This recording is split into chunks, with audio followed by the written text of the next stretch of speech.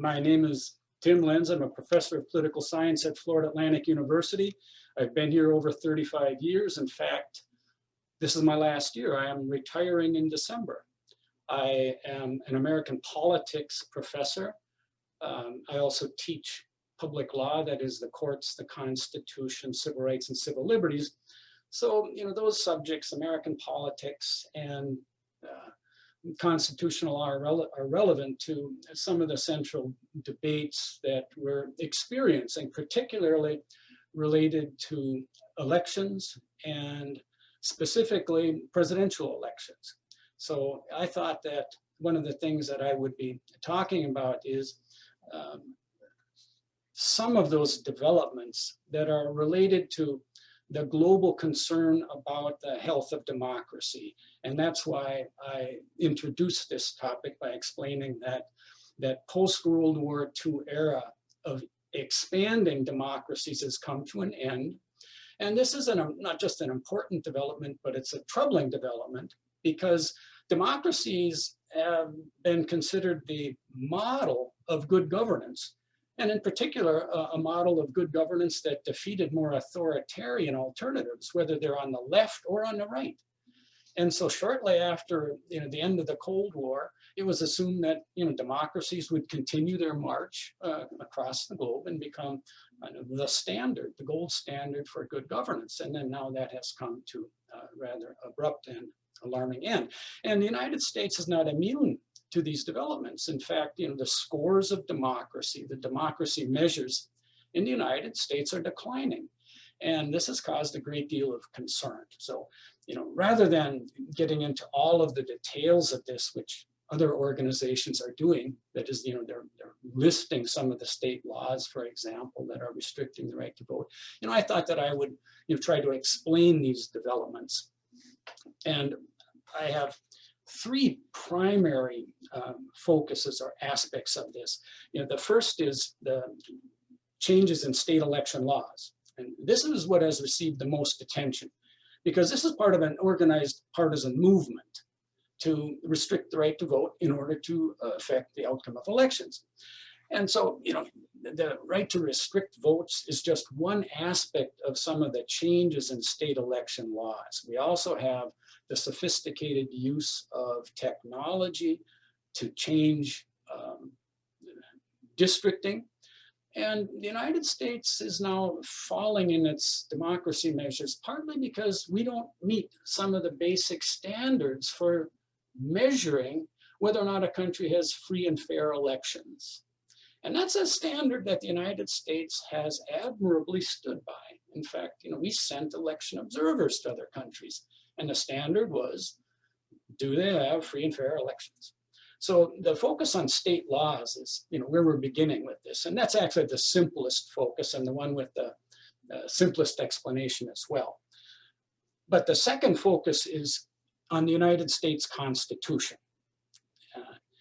And here we're learning, and I've been teaching American government for over 35 years. I've authored a textbook on American government, and one of the things that we are often proud of is the fact that we have a system where the voters choose government officials. Well, when it comes to presidential elections, the language in the Constitution is shocking.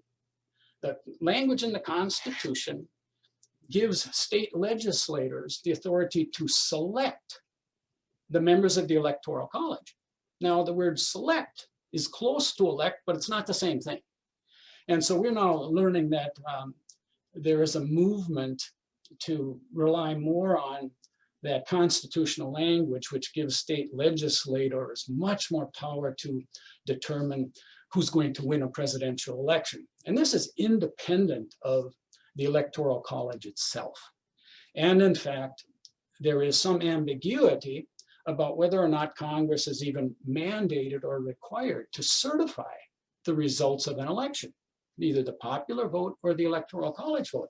And this is actually quite alarming because the speed with which we have exposed what I think is a constitutional weakness in that, the failure to give people the right to elect the president is no longer consistent with modern expectations of self-government or democracy. And this is particularly problematic because over the last 200 years, we have been concentrating power in the presidency. And this is one of the concerns that organizations like Freedom House have with the United States. We've created this extremely powerful executive figure, and we don't have the right to vote for that figure. And in fact, we have been weakening the methods of accountability, whether it's legal accountability or political accountability. So these are some of the concerns that are being raised about the direction or the health of American democracy.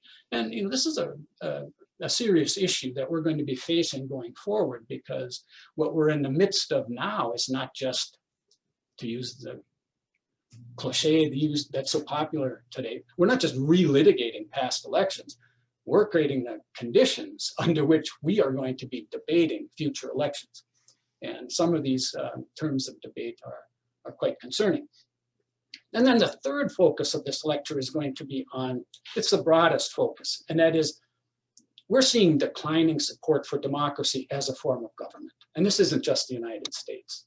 These Western liberal democracies, these older forms of democracy, are also undergoing these crises of confidence in democracy as a good form of government.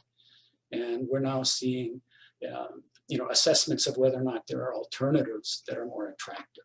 And why is that? Well, one reason is many of these democracies are no longer delivering the economic goods.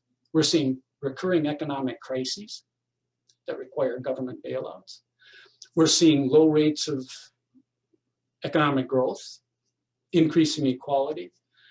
And these factors have undermined some of the confidence in democracy as a form of government that can deliver the goods. So there are some economic drivers of these. And then the other aspect of declining support for democracies globally are political. And that is these older systems of government seem more dysfunctional. If Congress has single-digit levels of support and doesn't seem to be effectively addressing problems that people want government to address, that has a long-term impact, and it erodes popular support for democracy as a form of government. And so when we're talking about the political reasons for declining support for democracy, one of them is the system working very well? And people tend to suffer from democracy fatigue. We have endless elections and endless political debates. And immigration is a really good example of this. There are actions that we could take to solve some of these problems, but we don't take them. And so there's that declining popular support. And a final point about this, the title of this is The End of Democracy, or with a question mark. End also refers to, well, what's the purpose of it? What's the reason for democracy? And there's a crisis in terms of how people are thinking about democracy. What's it for? What are its goals? What's its purpose? And on the left and the right, we're seeing that questioning. And so this is a rather significant moment when you have these concerns about developments in state laws, you have that constitutional language, and then you have that broadest underlying erosion of support for democracy in the United States and elsewhere. So for those reasons, I think this is a timely topic.